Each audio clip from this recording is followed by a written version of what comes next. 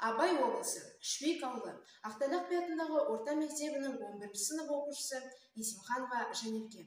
Ұстаз ұлы тұлға. Ұстаз деген қайталанбас ұлы тұлға, ұлы есім. Сөздерімнің шындығына бір шүбәсіз сенбес кім. Ерек болмыс Кәусар Маржан сөздерімен еліткен, арманына шәкіртінің құлаш түрмеп шын еткен. Айтар болсам жетпес болар сөз бәлкім, деген менде алғыс айтар сізге әркім. Өшпес мұра өмірге жол салдыңыз, санамызда жарқыраған сәуле болып қалдыңыз.